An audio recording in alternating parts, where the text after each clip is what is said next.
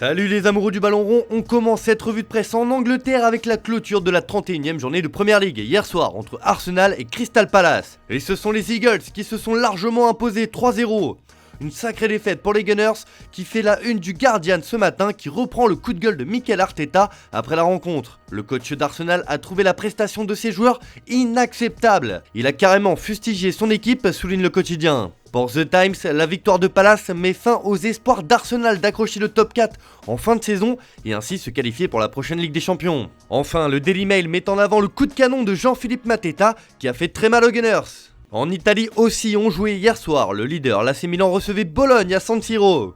Mais les deux équipes n'ont pas réussi à se départager et se sont quittées sur un match nul 0-0. Pour la Gazzetta dello Sport, c'est un sacré coup dur pour le Scudetto du Milan. Nouveau rebondissement, Milan arrêté par Bologne, Giroud et Ibra ne marquent pas. Stefano Pioli et son équipe sont traqués. L'entraîneur a déclaré qu'avec 33 tirs effectués, c'était une opportunité gâchée. Le Napoli est à 1 point et l'Inter à 4 avec un match en moins. Pour le Corriere dello Sport, cette Serie A se jouera jusqu'au dernier souffle cette saison. De son côté, Tuttosport indique que le Milan est retenu et que le Scudetto est relancé. La fin de saison en Italie s'annonce passionnante. On passe à la Ligue des Champions et les quarts de finale allées de la compétition.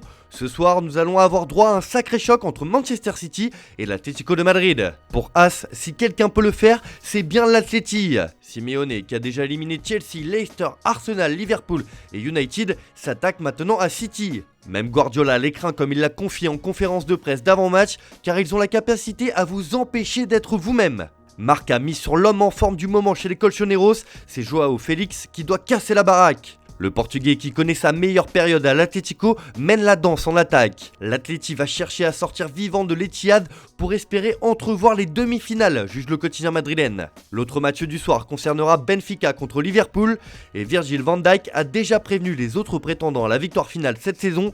Liverpool va tous les éliminer comme le reprend le Daily Express sur sa une. Van Dijk veut la gloire pour une saison inoubliable, s'emporte le média britannique. De son côté, Abola estime que rien n'est joué et que Benfica peut croire en l'impossible, comme en cette soirée de 2006 où Simão avait ouvert la voie. Allez, on ouvre une grande page mercato dans cette revue de presse. On commence en Italie où la Juventus veut frapper fort sur le prochain mercato. Tuttosport annonce sur sa une qu'après avoir recruté Dusan Vlahovic cet hiver, la vieille dame veut s'attaquer à Nicolo Zaniolo de la Roma pour venir en aide aux Serbes sur le front de l'attaque. L'impératif est de trouver un homme apte à activer ses talents. Pavel Nedved s'est même exprimé sur le mercato. Nous avons des idées claires, le joueur de la Roma et un arrière-gauche sont les priorités. Pour la Gazzetta dello Sport, Allegri dit au revoir au Scudetto et se jette sur le mercato. Zaniolo et Di Maria pour un nouveau départ avec Max. Les idées de la Juve à la recherche de stars pour aider Vlahovic en attaque. Bref, les Bianconeri veulent du lourd l'été prochain et sont prêts à s'en donner les moyens. D'ailleurs, il y aura du mouvement également au Napoli, où Victor Osimhen est ardemment courtisé par les plus grands clubs d'Europe. D'après le Corriere dello Sport, le club du Vésuve a déjà fixé le prix de l'attaquant nigérian. Il faudra débourser 120 millions d'euros pour s'attacher ses services. Manchester United et Arsenal, les principaux prétendants, sont prévenus. Il faudra sortir le chéquier pour l'ancien Lillois. On prend la direction de l'Espagne où il y a enfin du neuf dans le dossier Ousmane Dembélé. En fin de contrat à la fin de la saison, le FC Barcelone tente le tout pour conserver le français. Et comme l'annonce porte sur sa une, il y a eu un sommet pour Dembélé au Maroc. Matteo Alemany s'est réuni au Maroc avec son agent Moussa Sissoko pour activer sa prolongation. La continuité du français pourrait compliquer le futur d'Adama Traoré au Barça et le transfert de Rafinha. Même chose en couverture de Mundo Deportivo qui évoque cette rencontre au sommet qui pourrait bien aboutir cette fois. Le joueur se sent plus à l'aise avec Xavi et les contacts reprennent bien que le Barça maintienne sa dernière offre de renouvellement. Bref, Dembélé va avoir le choix et se laisse toutes les possibilités car comme nous vous l'avions annoncé il y a quelques temps sur Foot Mercato, le champion du monde 2018 dispose déjà d'un accord verbal avec le PSG. Affaire à suivre.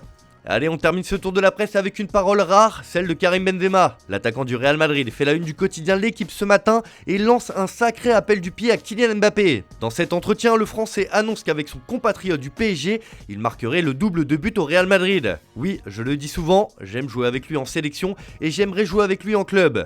Je pense qu'on marquerait le double de but ou peut-être même le triple. Le message est clair en tout cas, mais rien n'est joué d'avance si on en croit le Parisien sur sa une. Et si Mbappé restait, indique le journal francilien. L'attaquant français a évoqué de nouveaux éléments qui nourrissent sa réflexion sur la suite qu'il souhaite donner à sa carrière. Des paramètres qui ont à voir avec le PSG et avec les clubs qui souhaitent l'accueillir. De quoi faire espérer Paris ? Réponse dans les prochains mois.